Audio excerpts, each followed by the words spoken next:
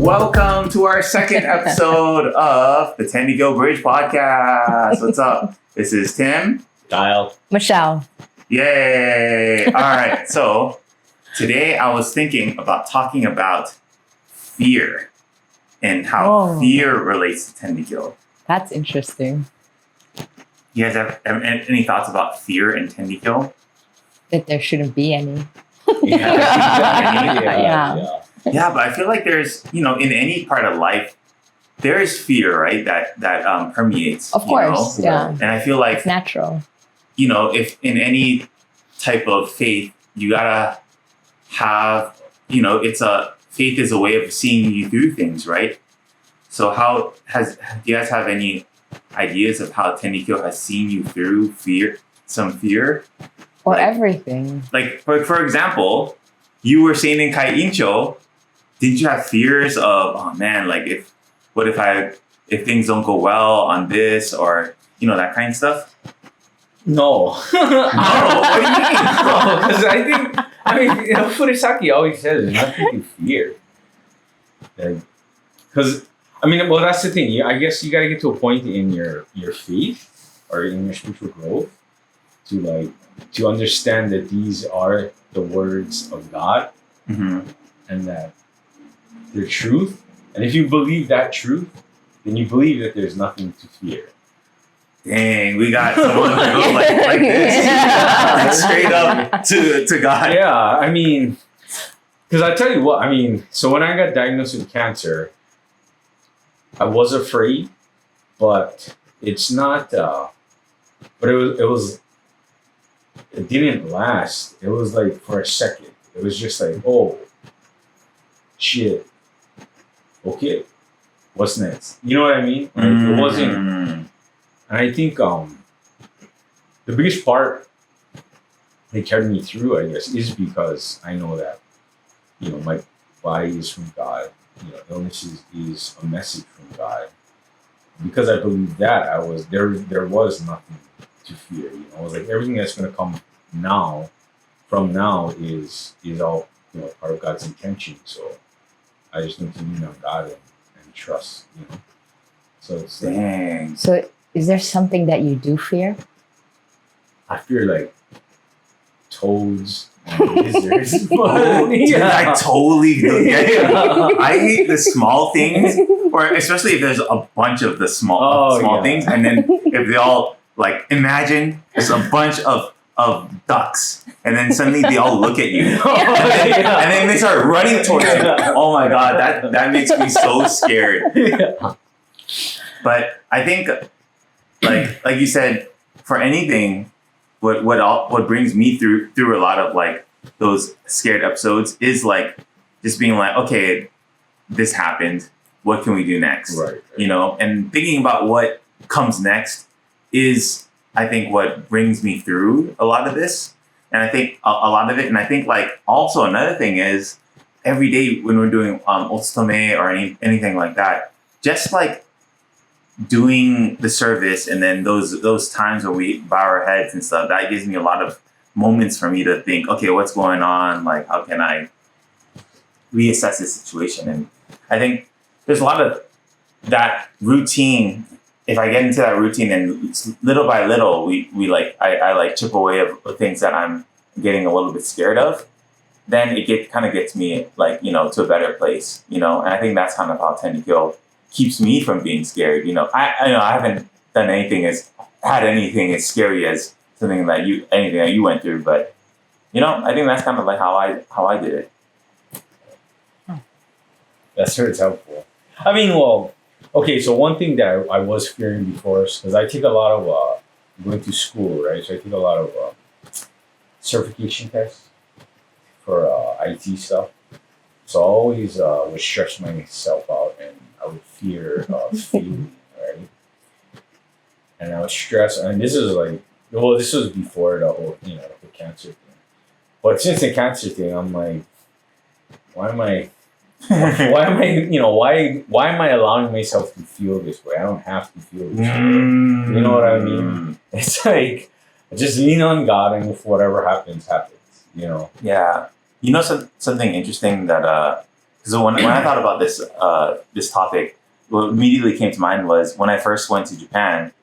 I met up with this Tenrikyo sensei, and he's like really like well known. Like his name is Matsutani sensei, and all the senseis in Tenrikyo, like Daisuke-sama, like everyone goes to him to ask him about some certain questions. So when it came to my turn, I was just like, man, I don't know what was asking. But then suddenly this thought came to mind: why isn't sadness a dust?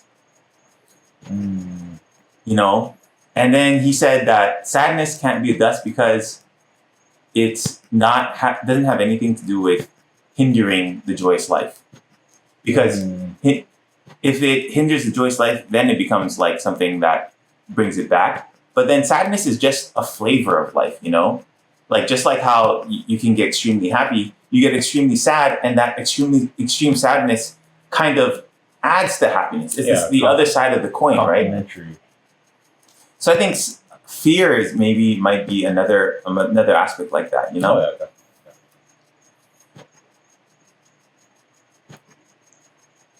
Fear is another aspect to that. Yeah, I would agree. It's a bit of a necessity, I think, to be able to experience joy, right? Because if you don't have the other side of it, you don't understand the difference. Very true. Sweet without the sour, you know what I mean? Like that, definitely. Yeah. So, but I think so. One of the lessons to that I learned, going through this cancer stuff is, I definitely was the way to live in the moment is to feel these emotions fully and completely. Not just joy, but the fear, the anguish, the despair. And you feel it completely, embody it, and then they release it, and then it's pretty cathartic, Yeah. Yeah, and it's like, I think, and I realized too, like that's the purpose of our existence too, is to have these feelings and to experience it completely, but not let it rule our lives. I think another aspect of fear is the thought that it's, what do a lot of people, what are they scared about? They're scared of losing connection. They're scared, like if you die, they're scared of not seeing the future. They're scared of, and I think a lot of it is inaccess to the abundance of life. I think that's what fear really is at the meat and potatoes of things. Like very bottom of what fear is just not being able to have that freedom. It's restriction. It's all that. It's like bringing like holding yourself back. That I think that's fear, and I think that it also is the complete inverse of what Tenrikyo teaches, because Tenrikyo teaches abundance. Like this life that God, this world that God created, it is for everybody. All the food, all the crops, the gold and the riches, God created that, and it's not one person's, right? One person God didn't create this table just for like freaking Trump or something like that, It's all of these materials and stuff that God placed here in this world is for all of us human beings to enjoy. And fear is feeling like you don't have access to that. Yeah. Right? Yeah, scarcity mindset. Yeah. And I think that's like maybe the inverse. And it's like, I think once you understand just that one truth that God placed us on this planet with all these things for us all to enjoy so that we can all live the joyous life, then I feel like there's not anything else to fear, Yeah. Yeah. For fear, I feel like you fear something you don't understand. And I think that's why you're scared, because you don't understand what's on the other side of whatever, right? Like that's why one of the biggest fears that anybody has is death, right? Because you don't know what's going to happen after that point. as well as the fact that you're missing out, like you said, you're going to be missing out on whatever else will happen after that point. Like for myself, whatever fears and things like that can crop up, it's more about like spending time contemplating or like reflecting on the situation or coming to understand it. So like Kyle getting cancer, the possibility, like I spent a lot of time thinking about the possibility that, yeah, he's going to pass away. He can pass away. I mean, we're all going to pass away at some point, but yes, but to like, it's not to fear it so much as to, like you said, right? You have to open yourself up to it and experience, or like, so I imagine I spent times standing outside in the mornings and imagining like the fact that, you know, he's not here. Like I tried to imagine that and kind of experience what it would be like. Of course, it's not going to be exactly the same, but in order to prepare myself for those kinds of situations, like to open my mind up to that possibility instead of blocking it out and trying to either negotiate with God or whatever it is, right? Like trying to imagine that it's not going to happen or not face that truth, like open myself up to it and feel it. And then from there, work towards the acceptance of that situation. And from there, there's nothing to fear, because ultimately what that leads to is remembering that anything that happens is the intention of God the Parent. Yeah. Like, and if it's the intention of God the Parent, because God the Parent's only intention is for us to get to that joyous life, right? To experience the joyous life. Therefore, anything that happens is not anything to fear. It's nothing bad. And it's a part of life for us to pass away. And if God intends for God to pass away, then that's part of something I have to accept. And the other side of that is like, how can I be like, how can I want him any longer, kind of a thing? If it's time for him to go, it's time for him to go. Rather than going on the side of like, oh, I wish that he could be here longer. It's more about realizing that I had 10 years today, wonderful years with him. How can I ask for something more? The amount of things and inspiration that I've seen him like do in his life up to this point, and it's only been like a few years, right? 10, 12, 13 years that we've known each other. And like, I can't, like, that's greed for me to want him to be here longer. Like, if it's God's intention, then yeah, it's a great thing. Yay. Bye.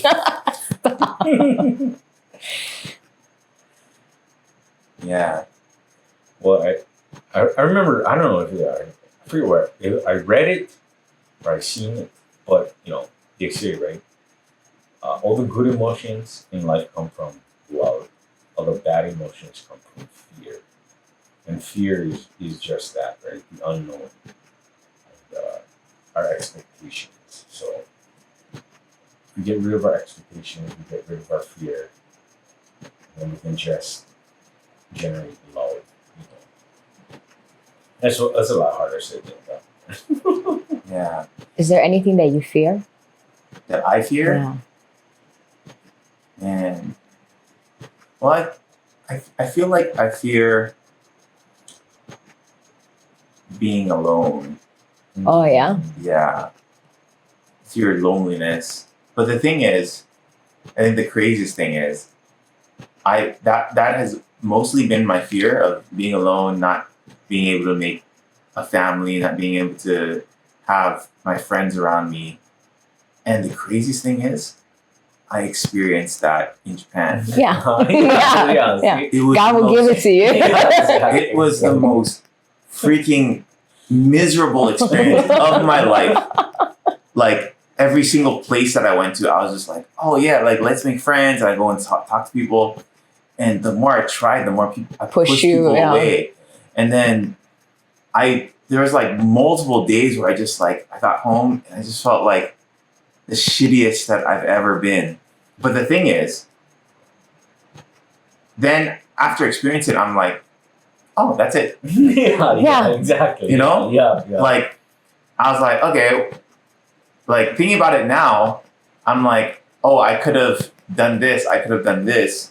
You know, I was so free of obligations.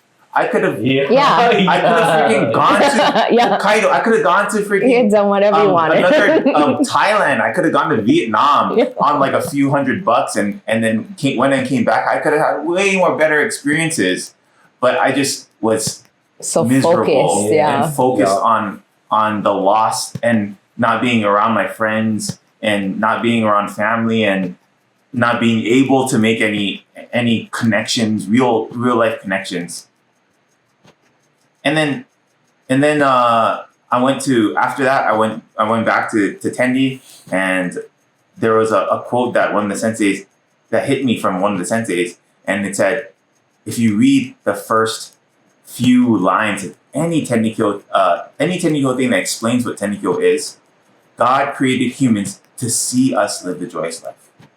Keyword in see. Mhm. You can't just be living the joyous life and like in your mind and just like eating and living life and enjoying life that way. That is not the joyous life. Yeah. It involves everybody. Seeing Yeah. the joyous life, interacting, Yeah. taking action, going out. You know? Yeah. So I think that was one of the things I didn't take action.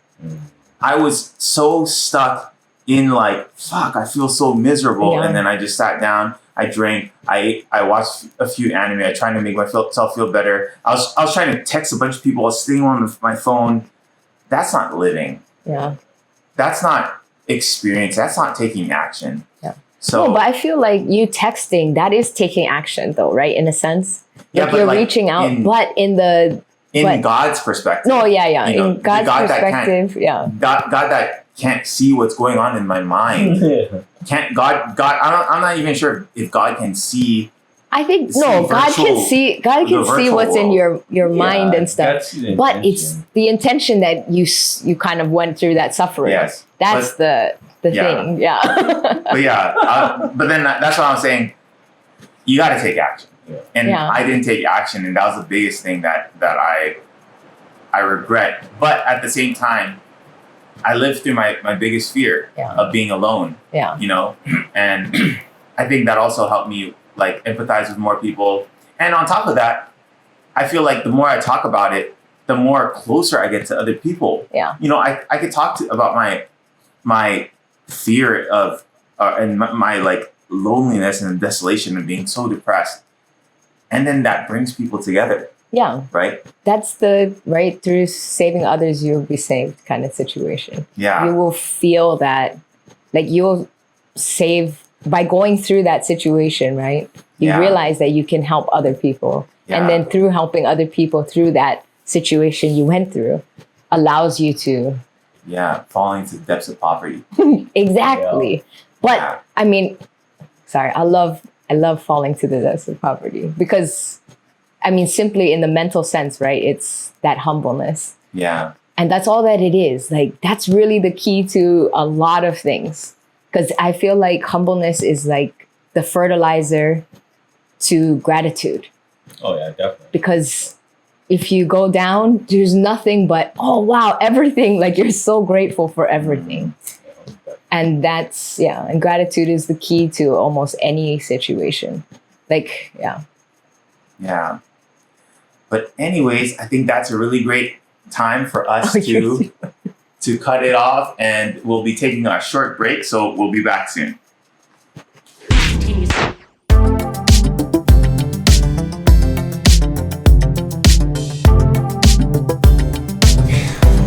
All right, and we're back.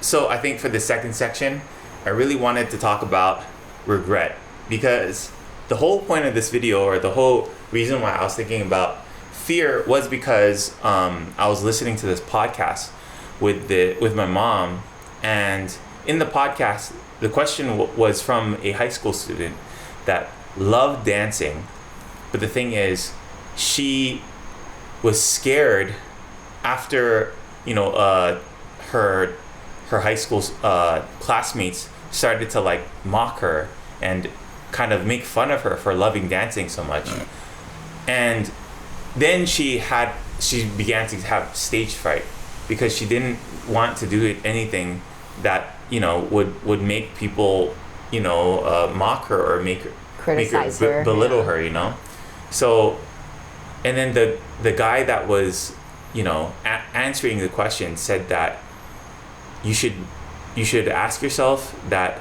will you regret not doing what you wanted to do? And I think that is the main point of the video, or I feel like the main thing about fear, or in my eyes, fear, if you fear something, it'll prevent you from doing things. And in the sense, will you regret what you're doing? I don't know, what do you guys think about that? Well, I don't know, again, man, like regret, I can honestly say now that I regret nothing, just because the things I would ruminate on about my past mistakes, missed opportunities or whatever, right, is like, I don't they've brought me to this point. So without all these mistakes, missteps, missed opportunities, I would not be here in this moment, feeling this gratitude, feeling this joy, feeling this, appreciating this life. So I cannot say I regret those things anymore, because it's all part of my journey. It's all part of the recipe that made bake this bread. So I cannot say I regret anything anymore. It's and again, I feel like that's all part of perception, but all that comes from, but that's all in the teachings, right? Is how we use our mind on. So I think if you can change your perspective to that, then you won't have any regrets. Your regrets instead become lessons, and actually, when you have the mind of gratitude, those missed opportunities, you can see all the good things that have come out of that, instead of just focusing on the one bad whatever perceived outcome at the time. Yeah, I feel like if you focus on like the negatives a little too much, then I feel like it brings you down. Yeah, definitely. It brings you down the drain, right? Whereas like, I feel like if you start to focus on the positives, or if you're feeling down and you think, okay, why don't I smile a little bit, or why don't I say hi to each person that I see? Why don't I do things? If you think about those optimistic things, then I think it starts to lead you towards a better direction.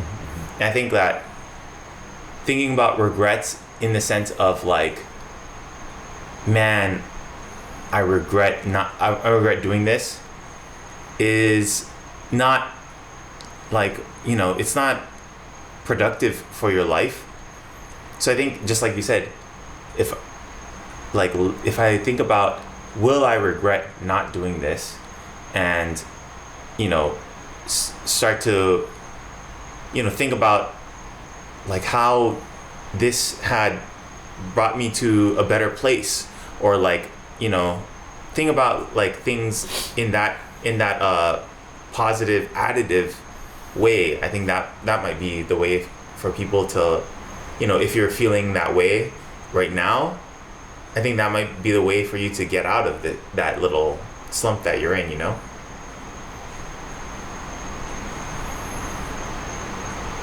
I regret nothing. I know it's difficult because it's been many years. I don't even know when that I've regretted anything. And like for myself, but thinking of other people's fears that can lead to regret. I feel like fear, right, is the one thing that will stop you from being able to move forward to doing things. So or like a car accident, I feel like, right? So you learn how to drive and you get into a car accident and you fear driving. Like, how do you get out of that situation? And I feel like the teachings of Tenrikyo tells us step by step.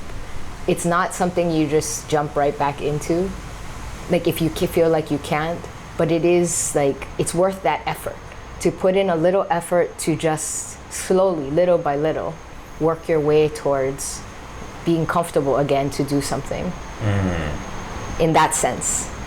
Whereas, or I don't know, like both of you are mentioning, right, that to regret nothing. Like, but how, as a person, how do you jump off that diving board to that point, right? Yeah. Well, there's a Deepak Chopra as a exercise. So you think of any negative experience in your life and make a list of pros and cons of things that happen afterward, and inevitably, everyone's pros list completely outweighs the cons. But it's just our perception, but that's right? We're fixated on the negative. That's the exact description of our reflection, right? What we mean by reflection is to look back at your life till now, right? And especially those times where everything was terrible, right? All the suffering and everything that you've gone through in your life till now, and then think about if that suffering didn't happen. Like, what would you not have learned? Who would you not have met? Or whatever it is. How would you, not just your life too, but how does it affect all the people around you? And when you open up your view to that, when you can see that it affects more than just yourself, as well as like, it just spreads, right? Because what you said to somebody, that person might say to somebody else. So like, to see on what scale everything is kind of interacting with each other, like you can't deny that. I mean, when you see that list of positives that come out of situations, you can't deny the fact that what you went through was not a mistake. It's not a regret. It's actually something super beautiful. Damn, that is beautiful. I think, I definitely feel like that's the way to, combat that like negative feeling, right? Because I feel like, and I think another thing, well, from my experience, is that regret comes from a kind of like a moment where you feel like it's do or die, like you're on, you're doing a test, and then it's like, oh fuck, if I fail this up, or if you're going to ask a girl out, a pretty person out, you're like, oh snap, if I do this, or like, or maybe even like you're drinking and you get into an accident, and after that accident you're like, fuck, I regret doing this. I think it's a do or die situation. But I think if you think about it, just like how you said, in the way that these things intersect, you realize that everything's interconnected, right? And you realize that everything that has happened up to this point, God has set it into motion. Like, just like for me, I felt like I regretted not being able to make Tenrikyo videos sooner. But at the same time, when I thought about all the experiences that led me up to this point again, where I'm like, okay, I'm ready to do this, I needed all those experiences to connect with people, right? And so it's like, of course you're gonna regret some things, but the thing is, when you think about how that drives you today, I think that is the thing that you should be focusing on more, right? So like, I think another thing that made me, I guess it's like a focus thing, is that recently there was a pastor that passed away. And so the thing is, my dad, he's like, this is the thing I hate about him so much, but he's always complaining. he's like, oh my God, I work so much. Oh my God, why can't you guys do this? And like when I'm home or something, or oh my God, like he's always complaining or he's always saying this stuff. But when that pastor passed away, you know what he said? He said, I'm so thankful that pastor was in my life. I'm so thankful. When I was a little kid, he did this. And then after a while, after recalling all this stuff, he starts crying. And he's like, oh my God, I'm so thankful that had happened. And I think that's like what regret is. It's like do or die. That is someone passing away. That is the definition of dying. But something beautiful came out of it. My dad, who's always complaining up until now, for that moment when someone passed away, then he started to change, and his focus shifted to something more beautiful that brought more joy and happiness into this world. And I think that is how we should be thinking about these, regretful situations. Like, oh man, if that didn't happen, then this, then I wouldn't have, if I didn't do, when I was in Japan and I didn't do the videos, if I did the videos, I wouldn't have had that experience at the nursery school, hanging out with all the babies and having the best time of my life and meeting all of them. Like to this day, I still think about oh my God, I'm so thankful that didn't happen and things landed the way that they did. Because, even though I regretted not making the videos, all those past experiences led me to a better place, Yeah, and I think the thing is too, we're blessed with time, right? Because once you get some distance from that event, then things start to get clearer and clearer and clearer, and you realize. But when you're in it, you're too close to it to see it completely. So that's why it feels like, oh, this is forever.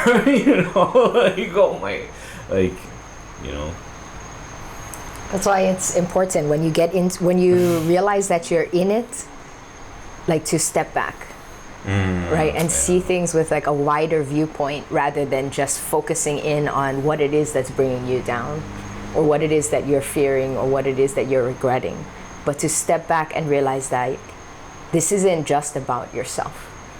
It's about everybody.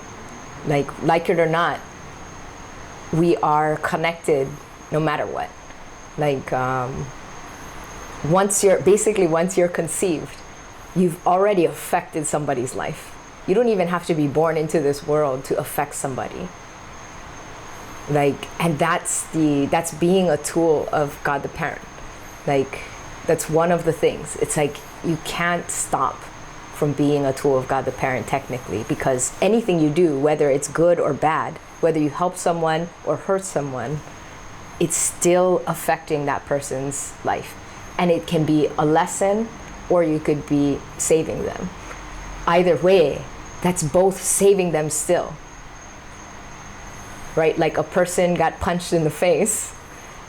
That person afterwards reflected on the situation and asked, oh, why did this happen? And then proceeds in a different way the next time, or tries to change something within them. So therefore, you might regret punching someone in the face, or getting angry at somebody, or something like that, or ruining some kind of situation. But there's a reason. There's always a reason. It's always beneficial. And you may not know. You may realize maybe within a month or so, but it may take something 10 years to look back and suddenly realize that's why that happened. But that's why reflecting and everything is an important thing in our life, or God the Parent's asking us always to reflect and ponder, is because that's technically all that God the Parent is asking us to do. Most of the physical stuff is done in gratitude for the fact that we exist. But that reflecting and pondering is what's going to help us to be able to eventually realize how fucking amazing and beautiful everything in life is.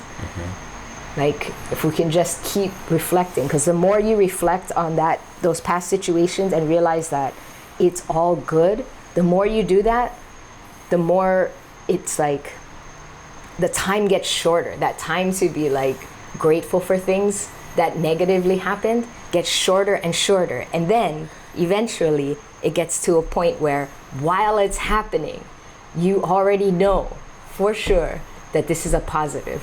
It's going to be a positive thing. And then you'll eventually get to a point where even before negative things happen, you'll be looking forward to bad things happening. Like with his cancer. I was like, punch in the face. Amazing. No, because I believe that, right?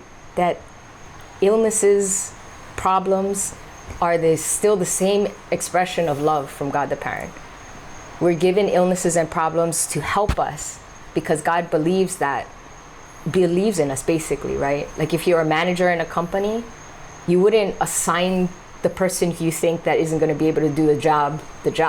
You would assign it to somebody you believe can handle it and can take care of it and overcome whatever that situation is. Like that's how it works, how it would work. And so I feel like that's God the Parent's belief and encouragement in you, saying that you can do this. And you will help people by going through those situations. So like, yeah. But I also think that even if you fuck up, you royally fuck up and you get bad, you get like fired from that job. Yeah. That's also exactly amazing because then you realize that you're bad at that job. Yeah, and you should go do something else. Or on the top of that, that experience of being bad at that job, you reflect and you think, why was I bad at this job? And then you get better, and then you get hired for a better job because you grew as a person. Absolutely. Yeah. That's the same for relationships. Great story. Yeah, it's the same for relationships too, right? You date people or you ask somebody out and you get rejected or whatever it is. Each single time you go through it, you learn something. It's the same truth for everything. Life is about experience. Yeah, and I think that experience, even good or bad, and I feel like a lot of people, they think their life is bad, but at the same time, I think you gotta just enjoy the fact that you get to experience a lot of these things. Definitely, for real. Like, exactly. Just like, mizu no meba mizu no aji desuru. When you drink water, it tastes of water.